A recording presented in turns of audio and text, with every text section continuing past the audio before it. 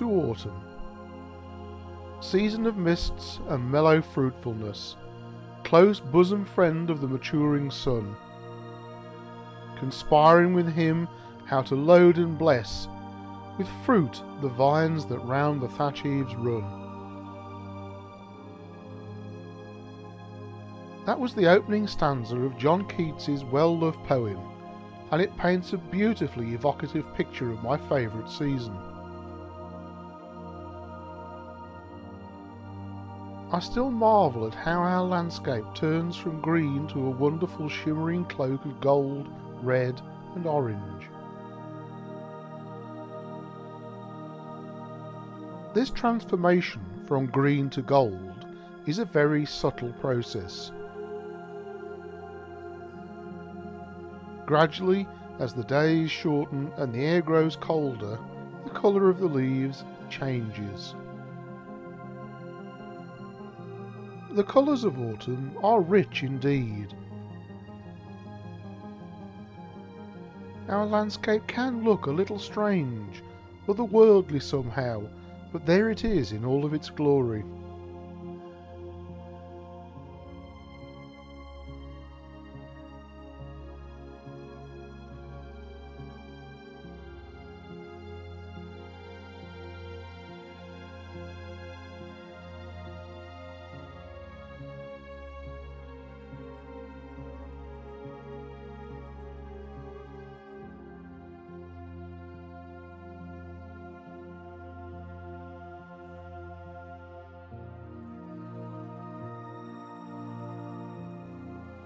It's wonderful to go for an early morning walk in the autumn and find the landscape smothered in thousands of backlit spiders' webs.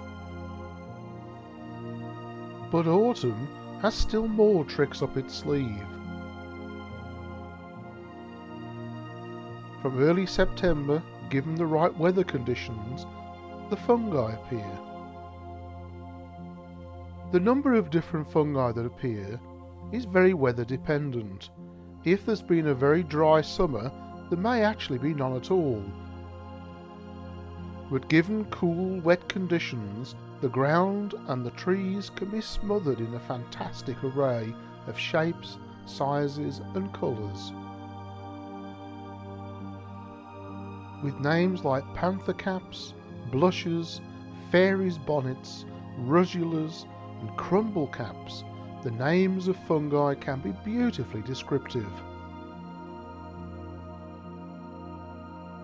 Some may be brightly coloured and a little cheeky looking, and still more grow from the trunks of trees, but they all have one thing in common: they're gobsmackingly beautiful.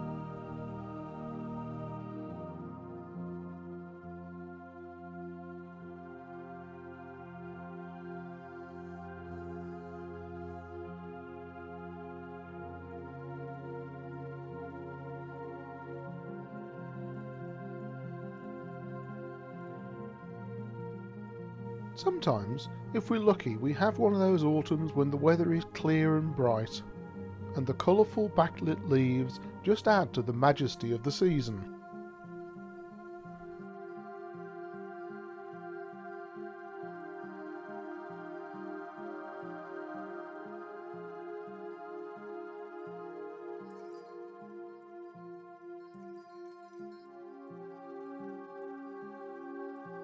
Probably my favourite place in the UK to go and drink in the glories of the autumn is the New Forest in Hampshire. Within the bounds of the forest there are large areas of beech and oak woodland. Beech particularly can give a fine show of autumn colour, and given a light frost or two, the colours just intensify and get brighter and brighter.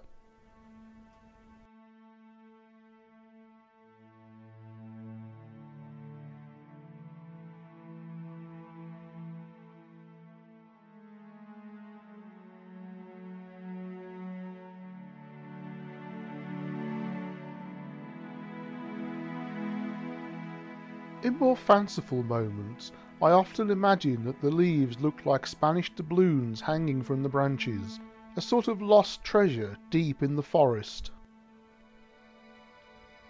The glorious colours of autumn in the New Forest can have a marked effect on tourism too.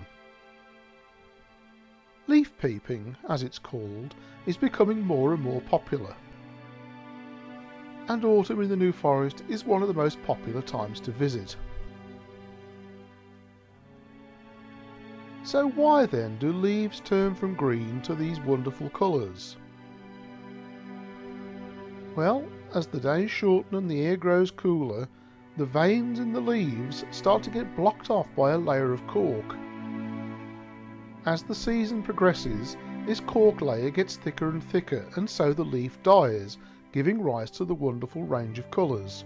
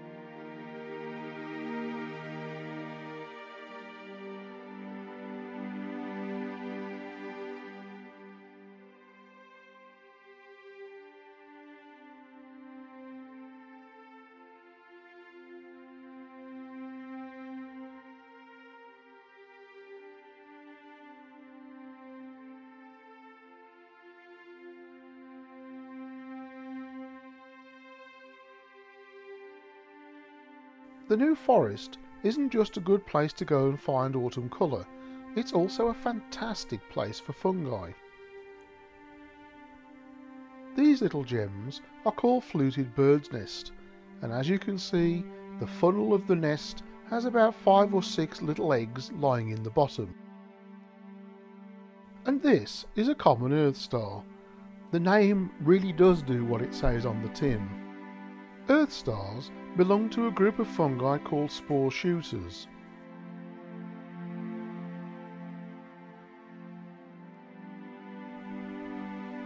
And this lovely thing is the fly agaric, the mushroom which is often seen in children's fairy stories.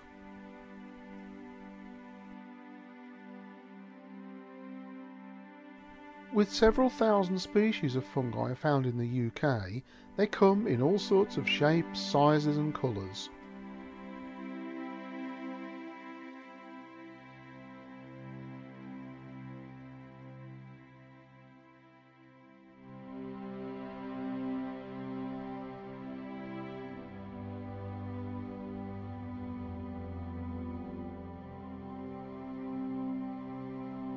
With some fungi, their Latin name is more descriptive than their common name.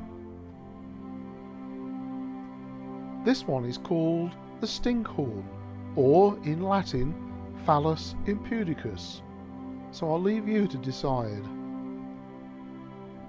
At just a few centimetres tall, this little beauty is called jelly antler fungus, and again, its name really does do what it says on the tin.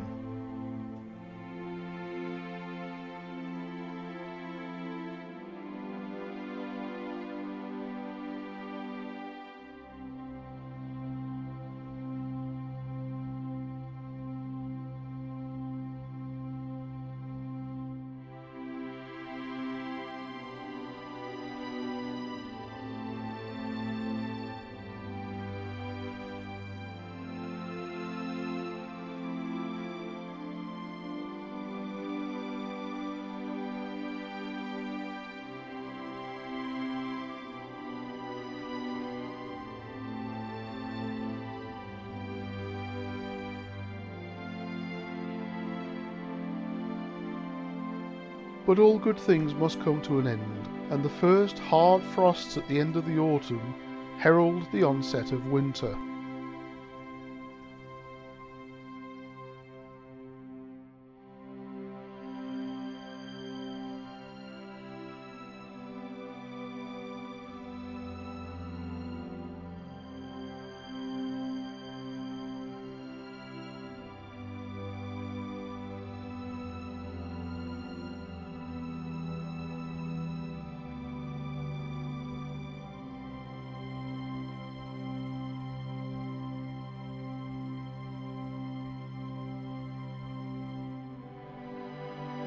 An extract from The Eve of St. Agnes by John Keats.